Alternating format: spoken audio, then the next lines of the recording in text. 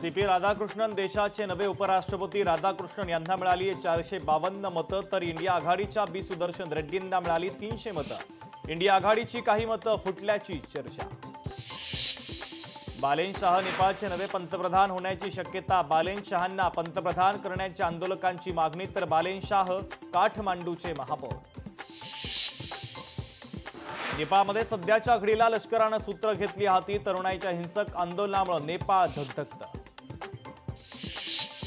मराठ्यांना ओबीसीतून आरक्षण देणं चुकीचं। जीआर मधील मराठा शब्दावर आमचा आक्षेप। जीआर मागे घ्या किंवा त्यात बदल करा, छगन भुजबळांची सरकारकडे मागणी।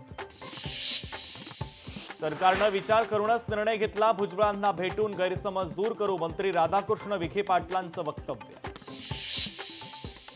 भुजबळांनी फडणवीसांकडे कितीही तक्रार करू द्या, फरक पडत नाही। भुजबळांना मराठ्यांचं वाटोळं करण्याची सवय लागली, मनोज जरांगे पाटलांची भुजबळांवर टीका।